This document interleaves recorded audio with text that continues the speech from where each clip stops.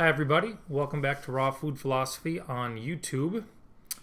In this one, I want to talk about a few different things. I think instead of talking purely about the raw food diet, I'm just going to give you random takes on life and different things out there while I'm having raw food or food that fits into the raw food diet. So I'm just having a cup of tea right now. I'll give you my takes on a couple things in culture recently. And then I'll talk about an element of the raw food diet, just because I like to talk mostly about other things. The raw food diet is like a whole channel on it, just talking about raw food. I kind of created this whole course. I got all my thoughts out there. I think it's very much worth having the course out there and having a presentation of a raw food diet, because I think I believe it's the ideal human diet. I think it's just something to consider. But as the YouTube channel develops, how much I'm going to do a lot of repeating of the course. But anyways, I'll talk about some other things too. So the things that are on my mind right now are a couple movies I just saw, The Odyssey and Spider-Man. Just process it real quick. I thought The Odyssey was very good. I thought, a lot of times when a movie is too hyped or it's supposed to be the next, the big thing, I kind of go in not wanting to like it. That's how I am with like things that are too epic. Like Lord of the Rings is a good example. I just was never able to get into Lord of the Rings. It was too epic. It was built up too much. I kind of felt I was going to feel that way about The Odyssey, but it was really good. It was a very well-made movie. It certainly had my attention from beginning to end, which is a very, very hard thing to do in today's world, is to capture people's attention for any amount of time. So even a movie that's just able to do that is kind of already a win. But I thought, the really interesting pieces was, of the movie was getting into the Greek mindset, or kind of entering into that mindset of that time, kind of the Greek mindset, and especially like in a world at that time where I thought they did a really good job of displaying that the world was unexplored, in a lot of ways. And the people, you would hear stories about people groups from far away that were, the barbarians or whatever. In the movie, they were calling them kind of the sea people, and how these sea people were this evil group that broke Zeus's law, and that kind of thing. And I thought it did a really good job of showing just how much mystery there was in the world back then.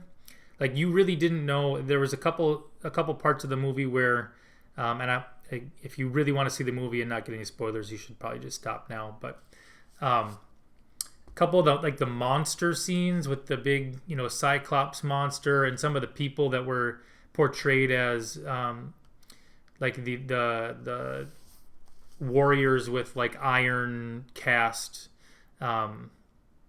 shields and things like that, and armor, were like time and a half bigger than the kind of the group that we're following. And just like, there in that world, maybe there were monsters like 100 miles away across the sea.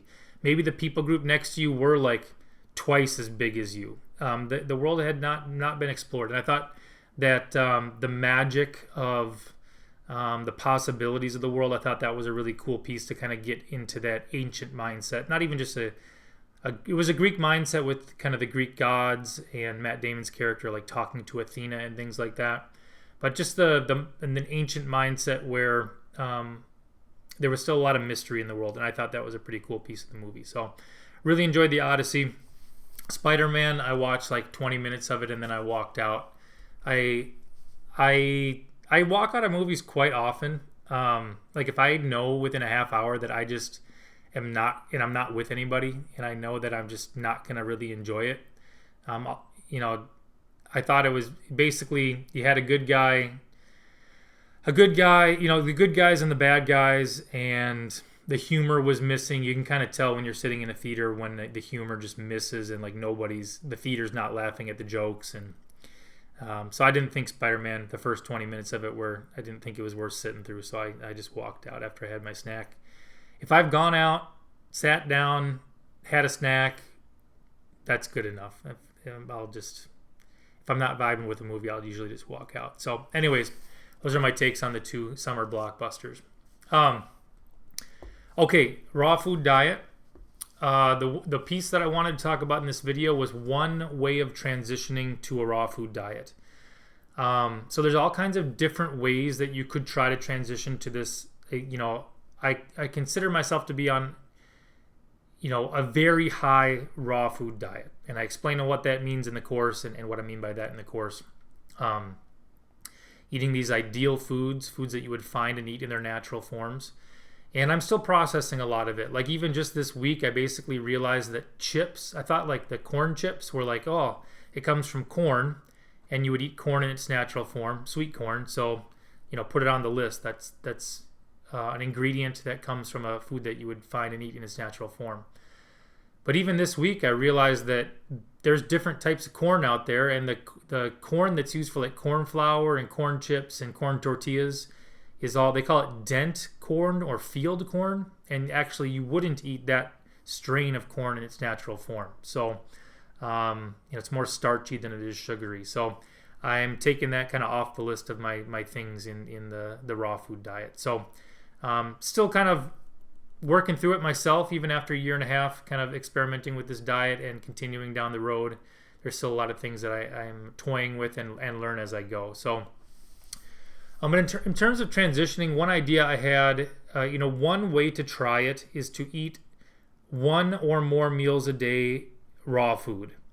To eat some raw food and then see what mixes with it. So, you could have your lunch be a raw, the things that I'm typically putting in like a lunch, like a raw food lunch salad would be like lettuce, maybe some different types of leaves like spinach, like celery, maybe peppers, like tomato and avocado, different fruits. Like a lot of times I'll put, I eat a lot of melon, like cantaloupe and blueberries go well with cantaloupe, some different nuts. Like make like a really big raw food lunch. And then, for the rest of your meals, maybe just eat what you normally would eat. And so one way to try to transition is to eat some element of your diet raw and then see what mixes. And I think that what would happen if you did that would be that you would feel kind of the freshness and the I think you would feel that the foods you were getting in their raw forms, the raw foods, are doing your body good. I think you'd feel that they're healthy and you'd feel that they're fresh, kind of fresh and clean. And then the other foods, like if you had a big bowl of macaroni and cheese, or something with like a heavy pasta, I think it would feel like it's clashing with the raw food. And I think you would feel that it's weighing you down and not doing you as good as those raw foods. So for me, I really did try to go as close to cold turkey as I could. I had a lot of back and forths with my transition to kind of a high raw diet. But one way to go about it, one more moderate way, would be to do 1 or even 2 meals of raw foods and then another meal as you normally would eat, and just see how you feel like that mixes for you. And I do think that over time that'd be a good way to kind of feel what it feels like to get those raw, fresh living foods in you, and then see how that kind of maybe contrasts with some of the things that you normally eat, like pizza or pasta and things like that. So just one idea for trying to make the transition. There's all different spectrums, all the way from cold turkey, 100% raw food, and just try to get through, get your head down and get through detox, all the way to, and some people do like juice fasts with that, all the way to kind of more mild forms where you're mixing in raw foods and kind of mixing those in with your regular foods and seeing how those mix. So that's just one idea as you potentially try to make the transition to a raw food diet. So I just updated the course with some more thoughts on, I had one video on there about chips, and I think the best substitute for like chips are like dried fruit, like apple crisps, and like dried banana, like banana crisp, banana chips, apple crisps. Those kind of dried fruit, dehydrated fruit, crispy things are really good alternate if you like to have something to crunch on. So that's kind of probably what I'll do now for chips. I've already done a lot. I get a lot of apple crisps at Target if I'm just shopping as a snack.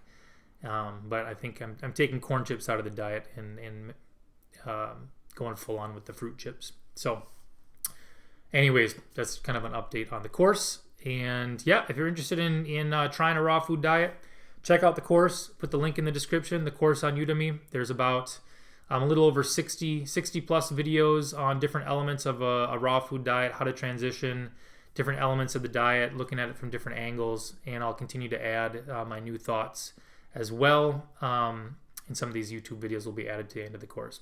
So check that out in the link if you're interested in trying a raw food diet. I really think it's worth. I think it gives you the tools and it gives you a new mindset for a diet that leads to natural long-term health. So check it out if you're interested in the link below. Have a great day and take care, and we'll see you next time.